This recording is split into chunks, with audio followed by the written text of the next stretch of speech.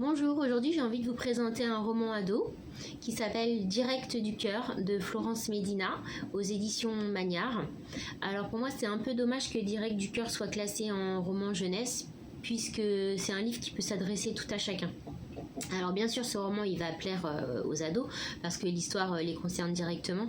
C'est l'histoire de Timothée, donc de Tim, à qui sa mère a imposé de prendre la langue des signes au bac, en option au bac pour lui rapporter des points. Donc en effet Tim il est lycéen et les résultats sont très peu brillants et donc l'option LSF pourrait lui faire gagner quelques points.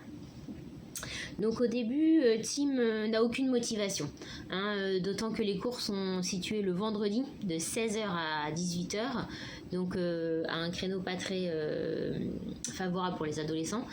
Mais dès le premier cours, en fait, il va être subjugué par sa prof et il va bientôt du coup découvrir la réalité de la vie quotidienne des personnes sourdes. Pourquoi Direct au cœur? Le titre, en fait, c'est facile.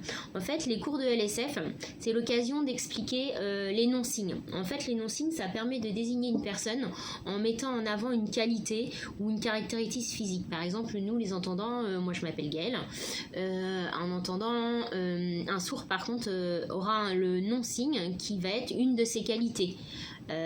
Par exemple, moi, mon non-signe, c'est ça. Donc, en fait, c'est le G. Et comme j'ai les cheveux bouclés et que je tourne toujours mes doigts dans mes cheveux, en fait, moi, mon non-signe, c'est celui-ci. Donc, c'est mon nom pour les sourds. Donc, Direct au cœur, en fait, après avoir été proposé pendant ce cours de langue des signes, il va être proposé plusieurs choses par des filles, des choses pas très sympas, des fois même.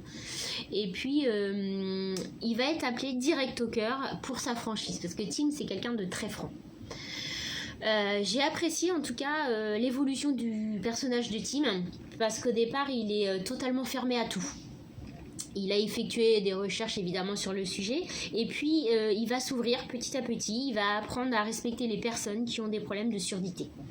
Il va s'intéresser aussi à leur mode de langage, il va même tisser des liens avec eux. Donc en fait ça va être une expérience très riche qui va l'aider à mûrir et ses relations familiales et aussi la rencontre de Violette vont donner tout un rythme mais un suspense à ce roman. Donc je vous raconte pas ce qui va se passer avec Violette, je vous invite à lire le livre. Mais Florence Médina en fait nous fait découvrir un monde qui peut ne pas être assez connu. Alors vous savez que moi je suis très sensible, mais on n'a pas l'habitude en fait de côtoyer dans notre quotidien des sourds et des malentendants et on ne connaît pas les épreuves qu'ils ont pu traverser.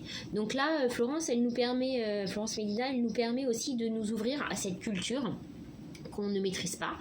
On ne maîtrise pas les épreuves qu'ils ont traversées et le respect que nous leur devons. L'humain est tellement bien plein de préjugés que Florence essaye de faire tomber en nous donnant un aperçu en fait de leur vie, de leurs choix, de leurs pensées. Les dialogues sont très vivants, réalistes et drôles, étonnants, parfois même bouleversants. Donc moi c'est un roman que je veux mettre entre toutes les mains, c'est vraiment une belle rencontre à l'autre et je vous le conseille fortement. Vous pouvez le retrouver à la médiathèque. À bientôt.